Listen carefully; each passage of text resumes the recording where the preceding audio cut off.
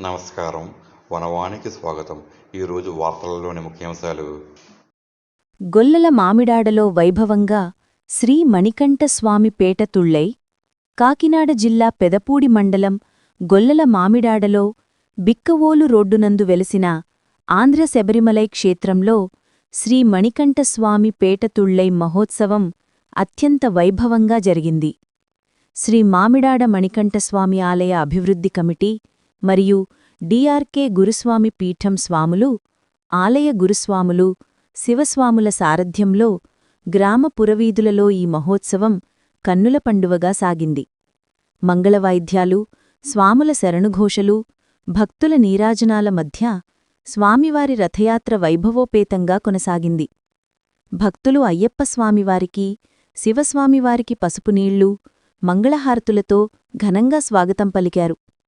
ముడుపులు, మ్రొక్కుబడులు, నివాళులు సమర్పించి స్వామియే శరణమయ్యప్ప అంటూ తన్మయత్వం పొందారు. ఈ మహోత్సవంలో మణికంఠస్వామి వేషధారణలో ఉన్న చిన్న మణికంఠుడు విశేషంగా భక్తులను ఆకర్షించాడు.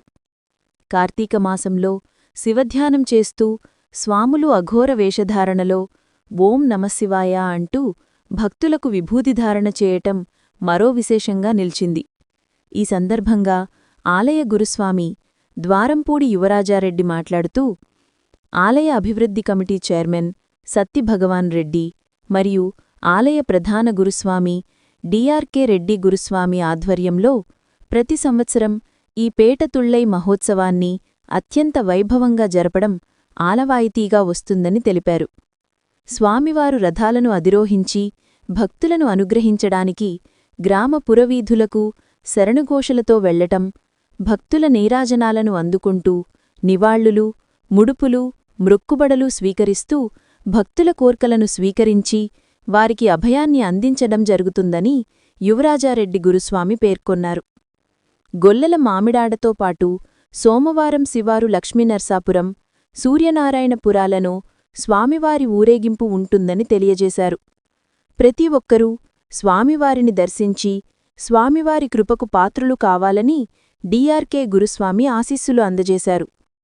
ఈ కార్యక్రమంలో డిఆర్కే గురుస్వామి పీఠం వ్యవస్థాపకులు డిఆర్కే గురుస్వామి, ఆలయ కమిటీ సభ్యులు మండరాజారెడ్డి, కొండారెడ్డి, టివి కృష్ణారెడ్డి, గురుస్వాములు ద్వారంపూడి వెంకటకృష్ణారెడ్డి, భాస్కర్రెడ్డి, సురేష్, మోహన్ రెడ్డి, పప్పు చెన్నారెడ్డి, శ్రీనివాసరెడ్డి, డిఆర్కే గురుస్వామి పీఠం స్వాములు, శివస్వాములు, మార్కెట్ వీధి దుర్గమ్మ పీఠం స్వాములు, చింతపల్లి సతీష్ గురుస్వామి పీఠం స్వాములు, ఆలయ అభివృద్ధి కమిటీ సభ్యులు మరియు భక్తులు పెద్ద సంఖ్యలో పాల్గొన్నారు.